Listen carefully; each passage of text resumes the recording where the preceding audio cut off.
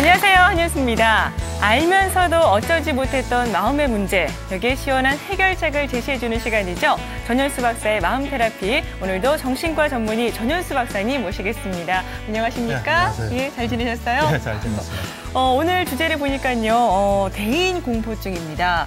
수많은 사람들과의 관계 속에서 살아가는 게 인생인데요. 네, 그렇죠. 이런 대인 공포증이 있다면 인생 자체가 얼마나 힘들어질까 그런 생각이 들어요, 박사님. 그렇죠. 사람을 떠나서는 살 수 없는데 네. 우리가 이제 사람하고 만나서 뭘 나누기도 해야 되고 또 어떤 데는 사람한테 뭘 배워야 되기도 하고 네. 또 내 능력을 보여주고 해야 되는데 예. 그런 데서 장애가 있으니까 인생이 풀리기가 어렵죠. 예. 네.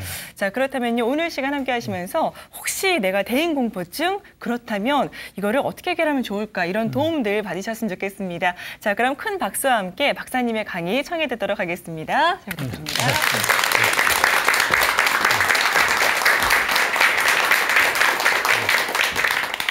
네, 오늘은 대인 공포증인데 대인 공포증은 이제 사람하고 있는 게 일단 불편한 거예요. 힘들고 불편하고 그래서 자꾸 피하게 되는 게 대인 공포증입니다. 근데 대인 공포증이라고 이래 진단이 탁 붙으려면 이제 정도가 좀 심해야 돼요. 누구나가 이래 정말 사람하고 같이 있으면서 완전히 편한 사람이 있으면 그 사람은 대단한 사람이에요. 누구를 만나도 어떤 상황에서도 자기가 편안한, 예를 들면 자기가 뭘 이래 잘 못해도 편안하게 있을 수 있는 사람, 그 사람은 대단한 사람이에요. 근데 우리는 다 부족하잖아요. 부족하기 때문에 어디 가서 있다 그 눈치 보이고 이래야 되는데 그런 게 그러니까 사람을 만나서 완전하게 편안하기 힘들어요. 근데 이제 대인 공포증이 되려면 그 정도가 좀 심해야 됩니다. 이제 그거에 대해서는 앞으로 이제 자세히 좀 이야기를 할 거고요. 근데 대인 공포증이라는 게 사람하고 같이 있는 게 불편한데 주로 그 이유를 보면 원인이랄까 뭐 이유를 보면은 다른 사람이 자기를 이래 뭐 피해를 주거나 무슨 안 좋은 걸 하거나 이걸 두려워하는 게 아니라 주로 보면 자기가 남한테 어떻게 보일까 이거에 신경을 많이 씁니다 보면. 예를 들면 어떤 사람은 내 눈빛이 날카로운 것을 사람들이 싫어할 거다 해서 사람하고 잘 안 마주치는 거예요. 예. 또 어떤 사람은 자기 얼굴에 청소년 같은 건 여드름이 많이 났잖아요. 네. 그럼 사람들이 나를 싫어할 거다. 또는 사람들이 나를 보면 막 어쩔 줄을 모를 거다. 이래서 또 이제 사람을 기피한다든지 또 어떤 사람은 내 인상이 좀 딱딱하니까 이래서 좀 그런 생각을 하는 이유는 각양각색이에요. 그러면서 또 중요한 거는 그런 것을 내가 신경 쓰는 걸 또 저 사람이 알 거다 해가지고 불편한 그런 경우가 굉장히 많습니다. 그래서 하여튼 대인 공포증이 있으면은 아까도 이야기했다시피 우리는 사람을 떠나서는 살 수 없거든요. 사람들하고 만나서 즐거움을 얻기도 하고 내가 또 어떤 잘못 생각하는 거 교정을 받기도 하고 또 뭔가 이래 힘들 때 의논도 하기도 해야 되는데 그게 안 되니까 자꾸 이래 고립되는 거죠. 고립되고 그래서 이제 인생은 점점 힘들어지는 게. 근데 이제 여러분들이 좀 아셔야 될 게 우리 정신과에서 이제 공포증이다 이러면은 단순한 뭘 두려워하는 걸 가지고 공포증이라고 하진 않아요. 대인 공포증도 마찬가지고 뭐 공포증이 붙었다 이러면은 불합리하게 그렇게 생각할 필요 없는데 굉장히 좀 심하게 불합리하게 합리적이지 않게 두려움이나 공포를 가지고 있다 이래 생각하셔야 돼요. 왜냐하면 대인 공포증이 있는 사람이 나는 이런 이유로 사람들을 못 만나겠다 하는 이야기를 가만히 들어보면 다른 사람 보면 뭐 그럴 필요 없는 거예요. 없는 거예요. 예를 들면 우리가 어떤 사람은 이래 술자리에서 좀 특히 남자들 같은 경우에 손을 좀 떠는 사람이 있거든요. 그래서 그 사람은 술자리에 못 가요. 근데 다른 사람이 뭐 괜찮아 와 이래도 자기는 못 가는 거예요. 그러니까 이 공포심 두려움 자체가 좀 비합리적인 거예요. 비합리적인 그 사람 나름대로 하여튼 속에서 뭔가 이래 정폭된 게 있는 거예요. 예, 그렇게 일단 대인 공포증이 있다. 이러면 여러분들은 뭔가 좀 너무 좀 지나치게 뭘 두려워하구나 이렇게 생각하시면 되고 대인 공포증은 그 안에 원인이 있다 보면 돼요. 나의 어떤 면이 남들이 보면 이래 이상하게 볼까 싶어서 내가 좀 그걸 꺼리는 그런 게 이제 대인공포증이라 할 수 있습니다. 네, 대인공포증이 어떤 건지 쭉 말씀을 들어봤는데요. 예, 예. 듣고 보니까 그 원인은 예. 자기 자신한테서 비롯된 것이었네요. 그렇죠. 예. 예. 자기가 신경 쓰는 거예요. 실제로는 신경 쓸 필요가 없는데 남들이 보면 자세히 이야기하면 야, 너 그 신경 쓰지 마라. 신경 안 써도 된다 하는 걸 자기는 거기서 벗어나기가 어려운 거예요. 아무리 말해줘도 벗어나기가 어려운 그런 거죠.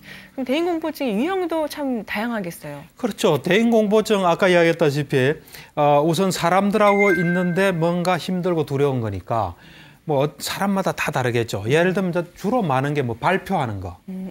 어떤 사람은 이래 뭐 여러 사람하고 또는 둘이 있을 때 말을 잘해요. 잘하는데 어디 가서 뭐 발표하라면은 그걸 못하는 사람들이 있습니다. 굉장히 두려워하는 거죠. 그거 생각하면 너무 힘든 거예요. 그런 주로 이제 발표하는 우리나라 사람들이 보면 그런데 좀 훈련이 안 돼서 그런지 발표에 대해서 부담스러워하고 힘들어하는 사람이 굉장히 많습니다. 우선 이제 대표적인 게 좀 발표고요. 이제 두 번째는 이게 비슷한 거죠. 뭐 면접 보러 갈 때 면접 보는 이런 거, 그것도 뭐 일종의 발표하고 비슷한데 이제 여러 사람 앞에서 이래 평가받고 또 뭔가 이래 자기 의견을 발표하고 이런 데 대해서 굉장히 힘들어하는 사람도 있고요. 또 어떤 사람은 이래 미장원에 또 잘 못 가는 사람이 있어요. 미장원에. 제가 봤던 환자분도 그런데 남자인데 요즘은 남자들도 미장원에 가서 머리를 많이 하지 않습니까? 못 가요. 왜 못 가냐 하니까 자기가 미장원 그 의자에 앉으면은 좀 긴장이 된대요. 긴장이 되니까 그 긴장된 것을 머리 깎는 사람이 알까? 두려워서 자기는 못 간다 그러더라고요. 그러니까 잘 들어보시면 악순환이에요. 예, 자꾸 악순환 되는 게. 그래서 이제 그런 사람도 있고 어떤 사람은 남이 있는 데서는 또 밥을 잘 못 먹는 사람도 있고요. 또 어떤 사람은 자기 얼굴이 좀 붉어질까 또는 붉어지는 얼굴에 대해서 또 신경을 많이 쓴 사람도 있고 그다음은 하여튼 뭐 여러 유형의 사람이 있습니다. 굉장히 많은 유형의 사람마다 다 다르죠. 근데 제가 이야기하는 좀 대표적인 그런 유형이죠. 네. 그 식당에서 혼자 식사 못 하시는 분들 계시잖아요. 그렇죠. 이런 것도 대인공포증이 하나요? 그렇죠. 근데 대인공포적인 요소인데 그게 이제 정도가 심하면 대인공포증이고 어쨌든 다른 사람 같으면 할 수 있고 얼마든지 뭐 사람하고 같이 있으면 같이 있는 대로 즐겁게 먹으면 되고 혼자 있으면 또 혼자 있는 대로 여유 있게 먹으면 되거든요. 그게 안 되는 거는 대인공포증적인 요소를 가지고 있는 거죠. 네. 유형을 들어보니까 저도 한 몇 가지 해당되는 게 있는데요. 그렇습니까? 저는 어렸을 잘하시네요. 그 출석 부르면 그게 이렇게 창피했었어요. 그래서 얼굴 막 귀까지 빨개지고 그랬었거든요. 그렇죠. 이 대인공포증은 보면은 남의 시선을 받는 걸 굉장히 두려워해요. 남의 시선 받는 것을. 그러니까 사실 이제 참 좋은 말씀하셨는데 제가 이 방송 보시는 학교 선생님 계실 거예요. 학교 선생님도 이 방송을 보실 텐데 우리 보면 요즘은 어떤지 모르겠는데 제가 학교 다닐 때마다 오늘이 27일인가요? 예. 27일이죠. 그러면 7번을 시켜요. 7번, 17번, 27번. 그러면 오늘이 27일이에요, 내일이. 그러면 그 전날부터 이제 긴장이 되는 거죠. 어떤 사람 학교도 가기 싫고 학교 그래 안 가는 사람도 있어요. 그래서 제가 혹시 이 방송을 학교 선생님께서 보신다면 적어도 그 날짜대로 시키는 건 좀 안 해줬으면 좋겠어요. 왜냐하면 저 환자들이 저한테 진료실에 와서 굉장히 호소를 많이 해요. 자기가 그것 때문에 고통스러웠다는 거. 그래요. 그 전날 뭐 예습도 하고 뭐 재밌게 놀아야 되는데 그거 생각하면 이제 불안한 거예요. 그때부터 불안한 거예요. 시키는 선생님이야 뭐 간편한 방법이겠죠. 네. 하지만 거기에 굉장히 힘들고 고통받는 사람이 있거든요. 그래서 그거는 좀 피해줬으면 좋겠고 또 그리고 꼭 날짜가 아니라도 누구를 지칭해 시킬 때 이래 너무 힘들어하면 좀 배려를 해주는 게 왜냐하면 그런 것들이 자꾸 반복되면은 이게 아무것도 아닌 일 가지고 굉장히 그 어떤 그 얘기 불안이랄까 힘들 수 있거든요. 학교 선생님이 그런 걸 배려한다 이러면 편안하게 학교를 갈 수 있죠. 그래서 우리 환자들한테는 그게 참 필요한 것 같아요. 네. 저만 그런 게 아니라 여러분도 해당되는 게 있으시죠? 예. 근데 그 유형을요. 다 해당됩니다. 예. 쭉 듣고 보니까 예. 내성적인 사람, 왜 수준 많은 사람, 예. 소극적인 사람하고 많이 비슷한 것 그렇죠. 같아요. 어떤 차이가 맞습니다. 있어요? 예. 그러니까 이제 우선 이 보통 보면은 이 정신장애라는 게 사실 전부 그 정도가 심한 거예요, 사실은. 여러분들 지금 가정주부잖아요. 그러면 이제 집에서 나오면서 가스불을 껐나 안 껐나 이 생각하잖아요. 하는데 잠깐 생각하고 아 내가 뭐 평소에 항상 잠궜기 때문에 걱정할 필요 없다 하고 잠깐 생각하면 정신이 건강한 사람이에요. 나와서도 계속 생각한다. 시간이 길면 그만큼 정신 불건강해요. 그래서 어떤 사람은 집에 가기도 하겠죠. 가면 뭐 올 필요 없었겠죠. 그죠? 그렇듯이 이 정신 건강과 정신 그 불건강의 차이는 양적인 차이예요. 그러니까 사실 우리가 보면 정신분열증이나 정신병도 보면 이상한 행동 하잖아요. 그러면은 우리 속에 뭐 특수한 물질이 많이 나왔을 거라고 생각해요. 근데 그렇지 않아요. 모든 사람이 가진 어떤 물질인데 그 부분이 좀 많이 나오는 거예요. 그것이 또 줄어들면 또 정상이 되는 거예요. 그러니까 양적인 차이니까 여러분들 속에 어떤 안 좋은 게 있으면 그걸 좀 정도를 좀 줄이면 그만큼 건강해집니다. 그래서 이제 아까 이야기한 대로 우리가 우리 문화가 좀 그래요. 학교에서 뭐 이래 발표를 한다든지 그런 훈련을 좀 덜 돼 있어요. 제가 이래 보면 이제 그 미국이나 이런 쪽은 어릴 때부터 훈련을 많이 시키더라고요. 그쪽 사람들은 발표를 잘해요. 근데 우리는 그냥 주로 선생님이 수업하면 듣고 이런 거기 때문에 발표할 기회가 좀 적어요. 집에서도 좀 그렇잖아요. 그렇다 보니까 우리나라 사람들한테 여러 사람 앞에서 이야기하는 건 누구나 쉽지 않은 것 같아요.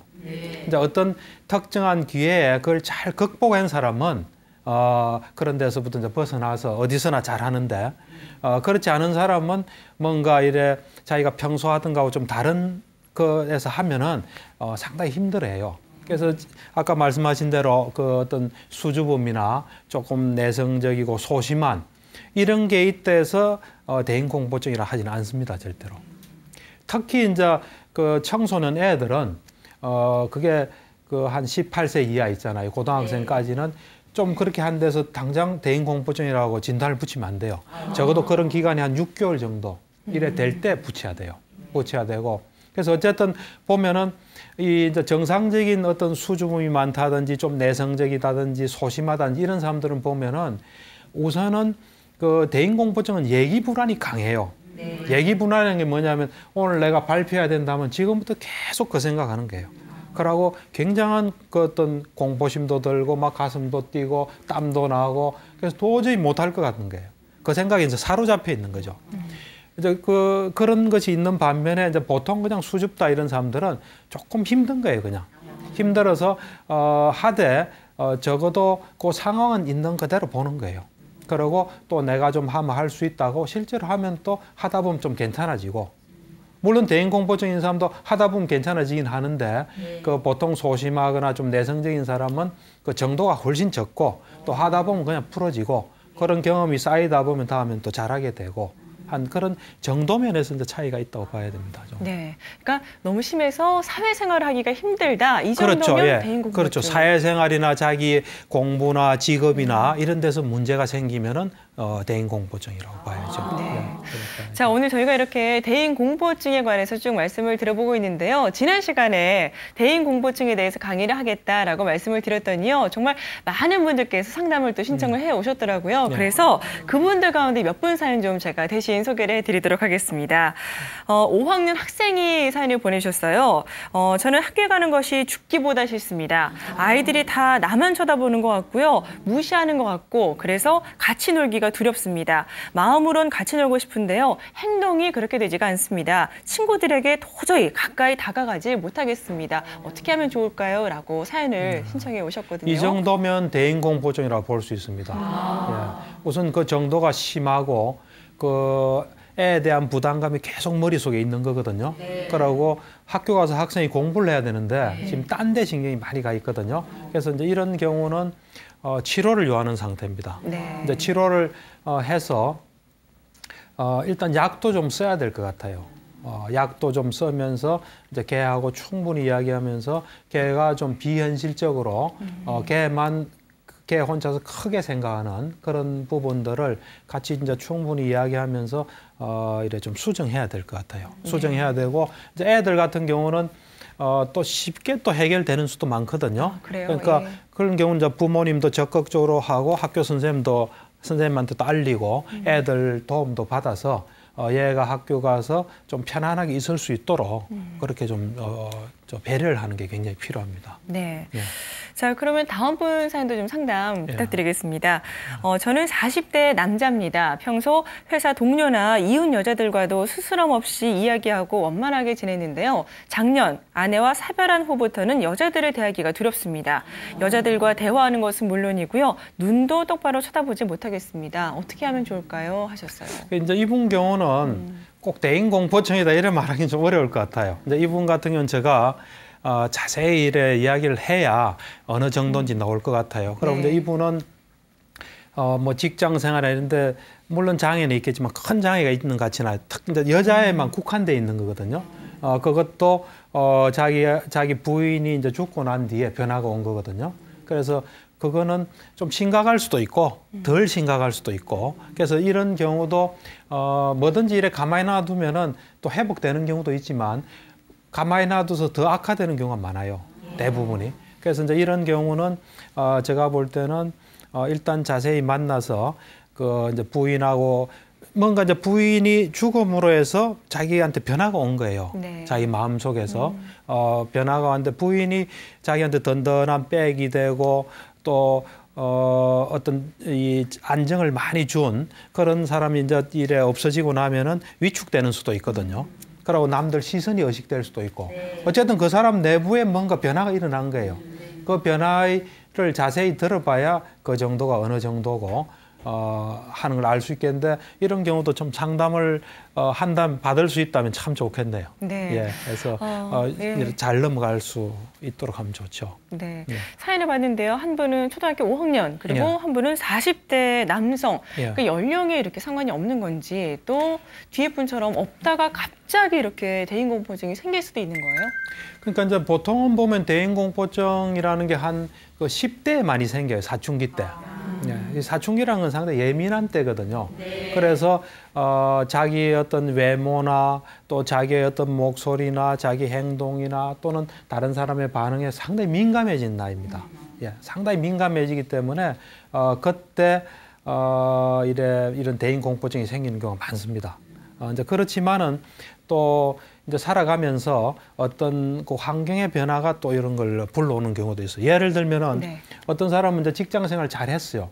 근데 이제 부장, 차장, 부장 이렇게 높이 올라가면서 이제 남들한테 뭐 발표도 해야 되고 또 높은 임원회의 가서 브리핑도 해야 되고 그럼 이제 자기가 이 높은 위치에 걸맞게 뭘 해야 된다는 또 압박감이 있으면은 또 이런 대인공포증적인 경향이 나타나기도 하고 그러니까 언제 나타날지는 모르죠. 네. 대략은 이제 그런 예민한 사춘기 요런 때 이제 시작해서 어떤 사람은 또 회복되기도 하고 어떤 사람 대부분은 장애가 있는 채로 간다 이런 그게 많습니다. 그래서 쭉 이렇게 가기도 하고 그렇습니다. 예. 예. 상황에 따라서 그렇죠. 상황에 없었는데도 따라서 생길 예. 수 있다. 그렇죠. 예. 그러니까 상황에서 어떤 요소가 있어서 사람이 조금 이 대인관계는 안 좋고 활발하지 못한 사람인데 주위에 좋은 친구가 많으면은 네. 뭐 자기가 잘해가다 그 친구가 없어지면 그다음부터 어떻게 해야 될지 모르는 사람들도 있잖아요.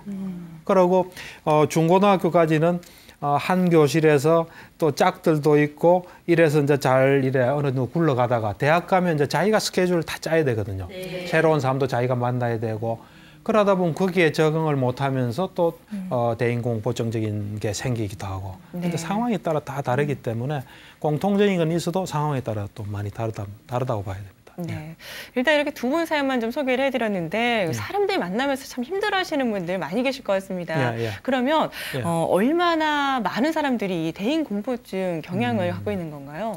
그 참 우리나라 이 문화권이 조금 뭐 저도 지금 돌이켜 보면 지금은 제가 뭐 별로 그런 걸 부담을 안 느끼지만 옛날엔 좀 부담을 느꼈거든요. 아, 네. 예, 뭐 큰 학회에서 발표를 한다든지 이러면 좀 신경 쓰이고 힘들고 그러다 이제 그걸 극복을 했죠. 극복을 했는데 우리나라 사람은 정도 차이는 있지만 다 이래 여러 사람 앞에 말하는데 좀 힘든 걸 다 가지고 있는 것 같아요. 그래서 이제 실제로 어떤 종합병원 정신과에서 한번 연구를 했어요. 네. 이제 어떤 집단을 대상으로 이래 해보니까 이 대인공포증적인 경향은 다 가지고 있더래요. 그러니까 거기로부터 완전히 자유로운 사람은 없더래요. 없는데 치료를 요하는 사람은 한 2% 정도. 이 사람은 꼭 치료받아야 되겠다. 정신과 의사가 판단할 때 그건 한 2% 정도 되더래요. 그러니까 이제 경향은 대부분 가지고 있고. 그런데 이 미국 통계를 보면은 대인공포증이 그 통계적으로 퍼센테이지가 한 3에서 13% 정도 있다. 네. 그런 이야기를 하더라고요. 예. 그러니까 아주 심각한 경우는 한 2, 3% 정도. 그렇죠. 그리고, 우리나라에서 연구한 한 연구에 의하면 한 네. 그 정도. 예. 그리고 학생의 대부분이 대인공포증 경향을 그렇죠. 갖고 있다. 가지고 있다. 예. 참 조심스러운데 그러면은 어떨 때 예. 대인공포 경향에서 예. 대인공포증으로 이렇게 더 안 좋아질 수 있는 거예요? 그러니까 이제 그게 아까도 얘기했다시피 그게 너무 이제 지속되고 이제 자기가 그런 그 어떤 그 힘든 게 있는데 그걸 이제 어떻게 하든 극복할 기회를 얻질 못하고 그것이 이제 지속되면서 정도가 이제 더 심해지고 그러니까 보통 보면 이래 그 이제 고립되는 게 제일 좋지 않습니다. 네. 고립. 무슨 문제가 있으면 누구하고 상의하는 게 제일 좋아요. 여러분도 잘 한번 보세요. 어떤 사람은 이렇게 큰 사고 치는 사람들은 언론하지 않는 사람이에요. 남하고 이래 언론하면 우리는 지금 우리 문제이기 때문에 이 뭐랄까 이 집착이 좀 걸려 있어요. 또 이렇게 또 생각하고 저렇게 생각하지만 다른 사람이 들으면 그 뻔한 거거든요. 그래서 우리가 무슨 문제 있을 때 다른 사람하고 의논을 하면은 그 문제가 되게 풀려요. 풀리는데 이 대인공포증도 마찬가지죠. 조금 용기를 내서 내가 이런 문제가 있다. 뭐 이래 이야기하면 나도 그래. 뭐 이래 한번 해봐 하고 이래 하다 보면 이제 해결되는데 네. 대인관계가 안 좋고 고립돼 있으면 그거에 대해서 자꾸 생각하고 그런 걸 자꾸 피하기만 하고 그러다 보면은 이게 이제 병으로 발전할 수 있죠.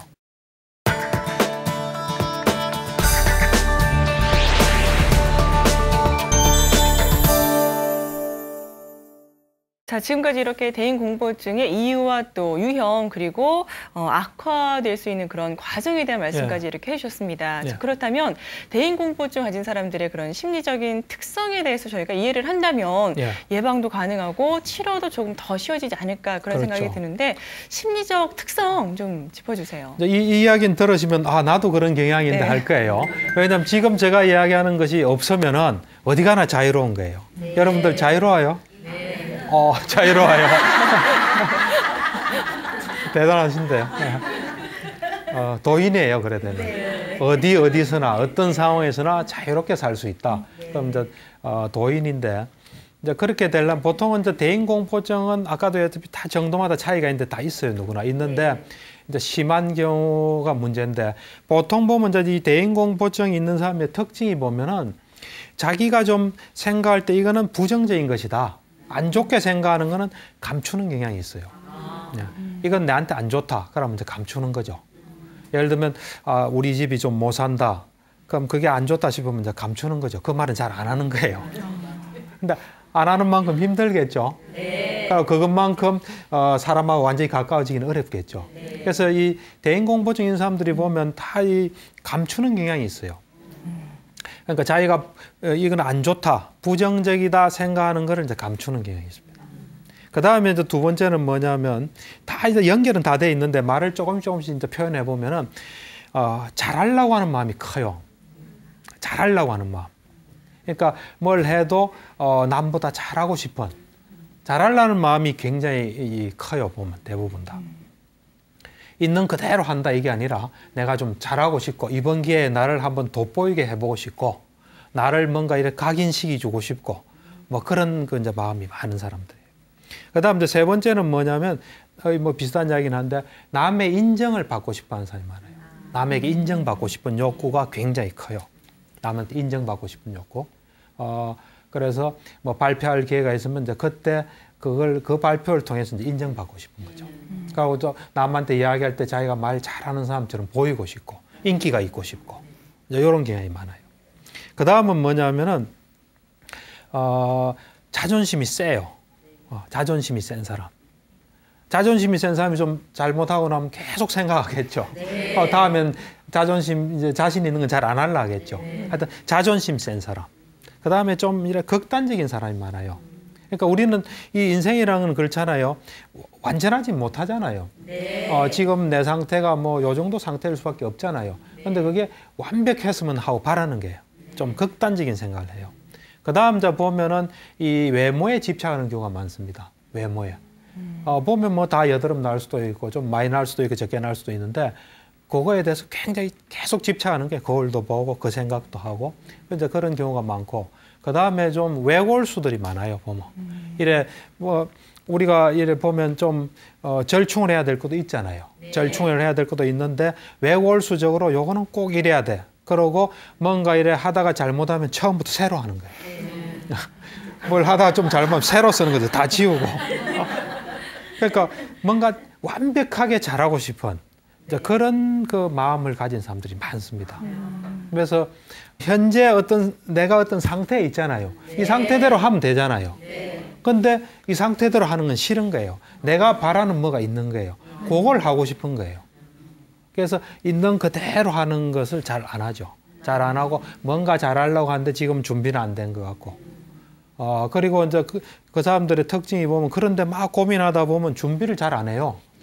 준비를 잘 안 하니까 잘 하기가 어렵겠죠. 그죠? 그렇잖아요. 사실 우리가 말을 잘하고 싶으면 말할 거리가 많아야 되잖아요. 그러면은 말을 잘하려면은 어디서 뭐 좋은 걸기가 있으면 적기도 하고 TV도 많이 보고 책도 많이 보고 신문도 많이 보고 막 그래야 되잖아요. 그래야 말이 자동으로 나오잖아요. 근데 그건 안 하고 잘하고 싶다 이러면은 어찌 보면 좀 무지한 거죠. 제가 아는 어떤 정신과 의사분은 나이가 좀 있으신데 그분은 유머를 잘해요. 그래서 사람들 모이면 항상 이제 유머 듣는 시간이에요. 그래서 제가 한 번은 물어봤죠. 선생님 어떻게 그렇게 유머를 잘하시니까 자기 그분은 누가 좋은 유머를 하면 딱 기억했다가 집에서 다 적는데요. 그 다음 어디서 또 그런 거 발견하면 또 적는데요. 그래서 그걸 외운대요. 그래서 연습도 하고 그러고 난 뒤에 이제 딱 되면 완전히 준비된 상태로 자연스럽게 딱 이렇게 말하는 거죠. 그러니까 이제 그렇게 우리는 어째 보면은 다 원인과 결과가 있는 거예요. 뭔가 어떤 사람이 말 잘할 때는 그럴 만한 이유가 있는 거예요. 그런 이치대로 한다면은 어째 보면 대인공포증은 없어질 수 있습니다. 근데 이제 그렇지 않은 뭐를 자꾸 하기 때문에 힘만 드는 거예요. 순리대로 안 하기 때문에. 우리가 형편대로 살면 힘든 거 아무것도 없습니다. 예를 들면 지금 여기 계신 분도 이제 자녀들 결혼할 나이가 됐는데 어떤 사람은 손님이 얼마나 올까 이렇게 걱정하는 사람이 있거든요. 그럼 그것도 이제 괴로운 거죠. 사실 지금까지 인간관계에 따라서 올 손님이 결정돼 있겠죠. 그럼 인간관계를 잘하고 내가 남을 많이 둬서 많이 올 거고 적게 오면 적게 올 거고 적으면 적은 대로 하고 많은 대로 하고 그러면 아무런 힘든 게 없습니다. 힘들다는 거는 뭔가 지금에 맞지 않은 뭘 하기 때문에 힘든 거예요. 그래서 사실 제가 한 나이가 40대 때인가 이걸 깨달았어요. 내가 나를 힘들게 하구나. 세상 힘든 거 아무것도 없구나. 형편 따라하면 되구나. 이런 걸 깨달았는데 근데 실천하기는 쉽지는 않죠. 하지만 그때 이제 자기 마음을 잘 다스리면 어렵게 사는 거는 남이 어렵게 살게 하는 게 아니에요. 자기가 자기를 어렵게 하는 거예요. 그냥 형편 따라한다. 이제 이렇게 하면 사실 제가 보면 이래 이제 불안이 있는 사람도 뭔가 이래 그 사람들은 이래 세상을 통제하려고 그래요. 이건 일어나서는 안 되는데 저거는 일어나야 되는데 하는데 그대로 안 될 때 이제 불안한 거거든요. 그걸 버려버리고 세상에는 무슨 일이든지 일어날 수 있다. 그 일어나면 내가 내 형편에 맞게 하겠다. 그러면은 아무런 그게 없습니다. 네, 그 심리적 특성이 있다는 것은 예. 거기에 또 그 해결책이 있다 이렇게 바꿔서 그렇죠. 생각을 할 수 해결책이 있을 있죠. 것 같아요. 예. 딱 뒤집으면 해결책입니다. 네. 예. 그러면 박사님이 왜 이 대인 공포증 때문에 힘들어하시는 분들도 많이 치료를 하셨잖아요. 그렇죠. 기억나시는 분 있으시면 소개해 주세요. 그렇죠. 이 대인공포증은 크게 이제 병원에 오는 경우는 세 경우입니다. 하나는 이제 주로 많이 오는 경우가 회사에서 발표를 해야 되는데 이거 힘들고 도저히 안 할 수도 없고 회사를 그만둘 수도 없고 힘든데 이거 어떻게 했으면 좋겠으면 오는 경우가 많고요. 그다음 두 번째는 이 면접 보러 갈 때 대학생들은 이제 취직 시험이라든지 뭐 이런 면접 보러 갈 때 오는 경우가 많아요. 그러고 이제 또 다른 형태로든 간에 뭐 발표할 때 그래 많이 오고 그다음 이제 이 두 경우는 그렇게 심각하지 않은 경우예요. 네. 이 나머지 한 경우는 이제 심리적인 오래 축적된 어떤 문제 때문에 이래 자꾸 이 어떤 사람을 기피하게 되고 또 피해 의식도 생기고 좀 심각한 경우죠. 그래서 이제 와가지고 치료받는 경우가 있어요. 근데 앞에 두 경우는 좀 쉽게 해결이 돼요. 네. 아까 말한 대로 뭐 이래 회사에서 발표가 있다든지 또 어떤 분은 학자인데 뭘 발표한다든지 또 면접 본다든지 이런 경우 많이 오거든요. 네. 오면은 이제 그런 경우는 약물을 좀 써요. 왜냐하면 여러분들도 이런 문제를 가진 분은 알겠지만 정말 힘들거든요. 네. 너무 힘들기 때문에 하라면 힘들어요. 그럴 때 이게 이제 단순히 힘든 게 아니라 이 신체적으로 막 반응이 나타나요. 막 심장이 뛴다든지, 땀이 난다든지, 얼굴이 막 붉어진다든지, 목소리가 떨린다든지. 그럼 그것이 또 더 힘들게 하거든요. 이제 악순환이 벌어지는 거예요. 그러니까 예를 들면 내가 떨리는 목소리로 말할 때 저 사람이 얼마나 불편하겠나, 저 사람이 나를 어떻게 볼까, 이제 이런 것들이 막 이렇게 또 힘들게 해요. 그래서 이제 그런 경우는 약을 좀 써요. 이제 약은 어떤 약을 쓰냐면은 사실 뭐 심장이 뛰고 힘들고 이런 건 결과예요. 불안하기 때문에 그런 결과가 오는 거거든요. 그래서 불안을 좀 덜 느끼는 약을 좀 줘요. 주고 그 다음에 그 불안했을 때 나타나는 어떤 자율신경계를 통해서 우리 신체 장애가 나타나거든요. 심장이 뛴다든지 땀이 난다든지 목소리가 떨린다든지 이런 것을 또 바로잡는 약을 써요. 그래서 요 두 약을 이렇게 주면서 그다음 그것만 주는 게 아니라 이제 어떻게 해야 된다. 당신이 발표를 할 때 이렇게 하고 또 그 당시에는 이런 마음으로 하고 또 평소에 이렇게 훈련해야 되고 하는 걸 쭉 이야기를 해요. 하면서 일단 이제 당신에게 약을 주면은 이런 그 불편한 게 없어지고 당신은 떨고 싶어도 떨지도 못한다. 하면서 이제 당신이 힘들지 않게 할 수 있을 거다. 그거는 그렇게 해서 요번에 닥친 문제는 해결하지만 당신이 평소에 이렇게 노력하면은 그런 문제를 없앨 수 있다 하고 이제 단기, 뭐 장기적인 대책을 이제 이야기를 해주죠.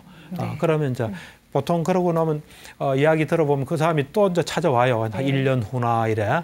이제 또 발표할 게 있습니다. 하면 그때 어땠느냐 이래 물어보면은 뭐 괜찮게 지나갔습니다. 이제 이래 이야기를 해요. 근데 제가 보니까 그에 대해서 저 말한 대로 장기적인 어떤 대책을 이래 세우는 사람 좀 드물더라고요, 보니까. 그래서 사람이 바뀌기가 그래 쉽지 않은 것 같아요. 예. 또 치료 받으시면서 이렇게 좋아지셔서 다시 찾아오신 또 다른 분 사례 더 있으세요? 그러니까 이제 아까 말한 대로 그런 그 평소에는 생활을 어느 정도 좀 하면서 그런 발표나 면접이나 이럴 때 힘든 분들은 제가 이제 이야기하고 약속을 이러면 대부분 좋아져요. 좋아지는데 그렇지 않고 그냥 자기 내적인 문제로 또 성격적인 문제로 사람을 힘들어하고 기피하고 또 성장기에 문제가 있는 사람은 좀 장기적인 치료를 요해요. 그러니까 충분하게 이제 그 사람하고 이야기하면서 성격도 좀 바뀌고 또 필요한 약도 쓰면서 이제 장기 치료로 가는 거죠. 대략 대인공포증은 그 두 가지 형태가 있다고 보면 됩니다. 네. 아까 그 심리적인 특성 말씀해 주실 때 보니까 거의 다 제 얘기예요. 그래서 솔직하게 말하면 다 그렇겠죠. 그러면 누구나 다 그런 요소가 있죠. 지금 당장 좀 해볼 수 있을 만한 어떻게 그렇죠. 해결책은 아까도 이야기했다시피 요 문제의 이 반대편이 해결책이라고 보면 됩니다. 그러니까 우선 이제 다시 또 좀 해결책을 좀 상세히 이야기하면 우선은 이 있는 그대로 하는 훈련을 하는 게 제일 좋습니다. 있는 거다. 내 있는 그대로 보여주는 거예요. 말하자면 내 모습 그대로 보여주고 내가 뭐 하는 거 그대로 자꾸 보여준다. 이런 마음으로 나를 위해서 그렇게 하는 마음가짐 우선 가지는 게 좋고요. 감추지 않은 훈련을 자꾸 하는 게 좋습니다. 우리가 생각할 때 좀 이거는 창피하다. 또 이거는 안 좋다. 이거는 부정적이다 하면 그걸 자꾸 감추거든요. 이 감추면은 그것이 대인공포증의 원인이 돼요. 왜냐하면 한번 보세요. 이제 감추었어요. 감추고 이제 남한테 이야기하려고 이래 딱 나가면 딱 쳐다보죠. 그럼 감춘 게 안에 있던 게 싹 올라오겠죠. 그게 우리를 불안하게 하는 거예요, 사실은. 감춘 게 없으면 올라올 게 없죠. 우리가 찔리는 게 있으면 그게 찔리잖아요. 그게 좀 강하게 작용하는 게 불안이라 보시면 돼요. 그래서 내가 뭐 있는 그대로 하면 아무것도 내가 지금 이렇게 강의하는데 그냥 내 아는 건 안다 그러고 모르면 모른다 하면은 뭐 내가 편하죠. 그러니까 이래 보면은 우리가 TV에 나와서 어떤 사람들 이래 이야기하는 거 보면 제일 처음 나온 사람들은 야, 내가 이제 TV 나오니까 내 아는 사람도 다 볼 거, 내 잘해야지. 이런 사람은 떨어요. 근데 그냥 이 나이 드시고 경험도 많으시고 그다음 그런 의식 별로 안 하는 사람은 그냥 내 있는 그대로 뭐 그냥 평소에 말하듯이 하면 떨릴 게 없지 않습니까? 네, 그렇듯이 우리가 뭘 감추지 않는 훈련을 자꾸 하는 게 좋아요. 여러분도 감추는 거 있죠? 감춘다고 해결되는 게 아니에요. 예, 안 감추고 그냥 일단 내가 먼저 받아들이고. 그러니까 이런 마음이 되는 거죠. 내가 뭐 감추는 게 있다면 앞으로는 내가 뭐든지 말할 수 있다.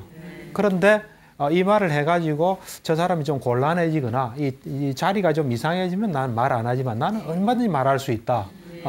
이런 마음가짐이 되면 돼요. 우리 환자분들이 이제 이런 이야기를 하거든요. 선생님, 내 정신과 다니는 거 이야기해야 됩니까? 그러더라고요. 다른 사람한테. 네. 그래서 제가 이제 그럴 때 이래 이야기해줘요. 우선 당신 속에 정신과 다니는 게 마음에 걸리지 않는 게 좋다. 얼마든지 말할 수 있는 건 좋은데 우리 사회라는 게 또 오해를 많이 하거든요. 정신과 다닌다면 이제 멀쩡한 것도 이상하게 봐요. 어떤 사람은. 그러니까 그건 인간관계 안 좋잖아요. 나한테도 안 좋고 남한테도 안 좋잖아요. 그러고 기피하고. 아무것도 다른 사람하고 다른 점도 없는데 그렇게 오해를 할 소지가 있으면 말하지 않는 게 좋다. 당신과 남을 위해서. 그렇지만 당신은 뭐든지 말할 수 있는 걸 일단 훈련을 해야 된다. 이제 그런 식으로 이제 이야기를 하는데 일단 감추지 않는 게 좋아요. 그 다음에는 아까도 제가 이야기했듯이 뭘 준비를 한다. 또 뭘 잘하고 싶으면 잘하는 그 어떤 준비를 많이 하셔야 돼요. 실질적인 준비를. 내일 발표가 있다면 발표 준비를 많이 하면 준비가 많이 되면 덜 떨리죠. 준비 안 되면 떨리지 않겠어요? 제가 이래 오늘 와서 강의하는데 아무것도 준비 안 해오면 떨리겠죠. 준비를 많이 하면 안 떨리겠죠. 그래서 일단은 실질적으로 우리가 준비를 많이 하는 게 좋아요. 그 다음은 뭐냐면은 평소에 인간관계를 잘하는 게 좋아요. 이 사람들하고 잘 통하는 게 좋아요. 이 떨리는 사람들 보면은 평소에 인간관계 안 좋아요. 그러다 보면 말하면 다른 사람들이 썰렁한 거예요. 반응이 안 좋은 거예요. 그러면 떨릴 확률이 훨씬 높아요. 그래서 저는 우리 환자분들한테 그런 이야기를 해요. 당신이 평소에 사람들하고 잘 통하도록 해라. 그래서 당신하고 가까운 사람을 많이 만들어라. 그러면 당신이 말할 때 다소 뭐 잘못 말해도 좀 받아주는 분위기가 되잖아요. 실제 나도 그렇고. 안 그렇잖아요. 그래서 우선 사람들하고 좀 통하는 노력, 이것들을 좀 많이 해라. 이제 제가 그런 이야기를 해요. 그 다음에 는 이제 생각해 볼 수 있는 게, 이제 보통은 보면 이래 이 발표할 때 떨고 이런 사람들은 내가 한다 이런 의식이 많아요. 그리고 이번에 내가 나를 내볼 수 있는 좋은 기회다. 이래 생각하는 사람이 많거든요. 그걸 좀 버리셔야 돼요. 그걸 버리고 어떤 생각으로 하면 좋냐면은 내가 뭘 발표한다. 그러면 누구나도 발표해야 되잖아요. 네. 그래서 그 누구나 중에 그 사람이 나다. 그래서 내가 한다기보다는 누구나 해야 되니까 하는데 내가 이렇게 준비를 쭉 해보니까 요건 내가 알겠고 이건 잘 모르겠고 그걸 같이 나눈다. 내가 이래 맡아서 좀 해보니까 이건 알겠고 이건 잘 모르겠고 이건 우리 같이 의논해보자. 이런 마음으로 하면은 별로 안 떨린다. 이런 이야기를 해요. 말 들어보면 다 일리가 있죠. 그래서 그런 거라든지 안 그러면 우리 인생이랑은 완전하지는 못해요. 우리가 지금 이 모습은 우리가 지금까지 살아온 필연적인 결과예요. 그래서 지금 자기가 만족스럽든 안 만족스럽든 그걸 받아들이는 마음이 굉장히 중요해요.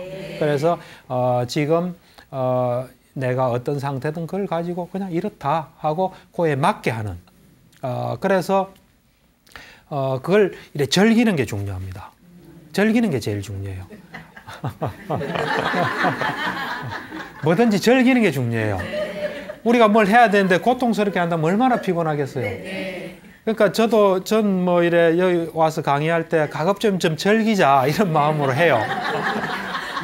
그래서 준비할 때까지는 준비를 뭐 열심히 가능하면 좀 많이 하고 이제 여 오면은 그냥 다 잊어버리고 좀 즐기도록 해보자 이러는데 즐기는 마음이 굉장히 중요해요. 누가 그러더라고요.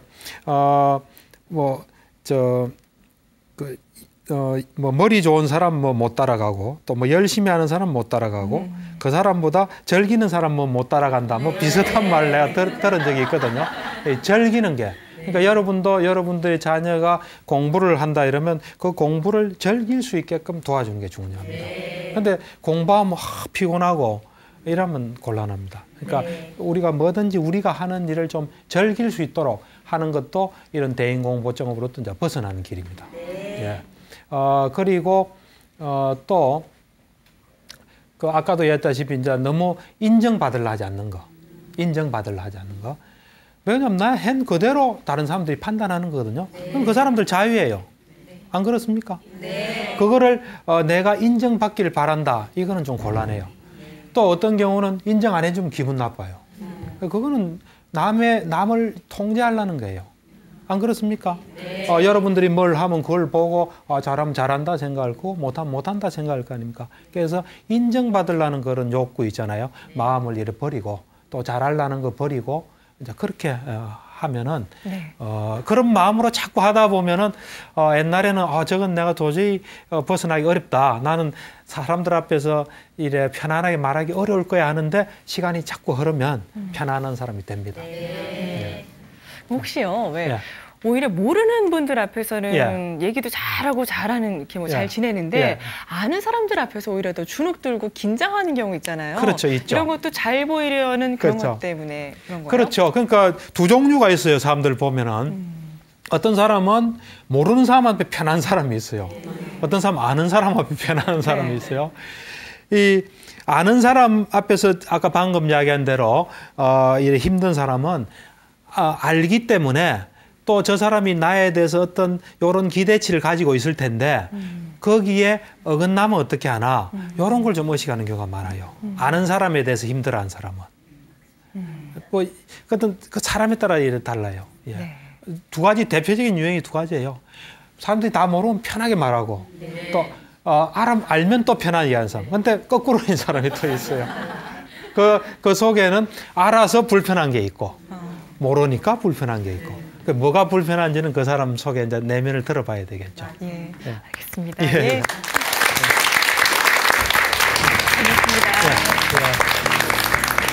오늘 전현수 박사님과 함께 이렇게 대인공포증에 관해서 여러 가지 말씀을 들어봤는데요. 저도 솔직히 아이 낳고 좀 많이 좀 내려놓긴 했는데 좀 더 남을 의식하지 말고 잘하려는 이런 필요도 좀 버려야겠어요. 근데 이제 잘하려는 것이 적당하면 좋습니다. 적당하면 좋은데 그게 지나치면 이제 마이너스가 되죠. 보면 우리가 사격 선수들도 보면은 이제 사격 선수들의 그 성적하고 긴장도를 체크를 해봤어요. 해보니까 적절한 긴장이 있는 사람이 성적이 제일 좋아요.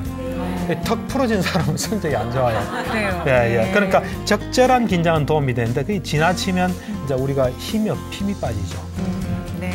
자, 그럼 저희가 다음 시간에는 어떤 주제로 강의 들어볼까요? 다음 시간에는 명상에 대해서 좀 이야기를 하겠습니다. 명상. 이 시대는 명상이 필요한 것 같아요. 맞습니다. 또 많은 분들 관심 갖고 계실 것 같은데요. 다음 시간도 기대 많이 해주시기 바라겠습니다. 자, 그럼 전현수 박사의 마음 테라피 시간 오늘은 여기까지고요. 과거에 대한 미련도, 또 미래에 대한 불안도 없는 그런 편안한 한 주 보내셨으면 좋겠습니다. 저희는 여기서 이만 물러가겠습니다. 성불하십시오.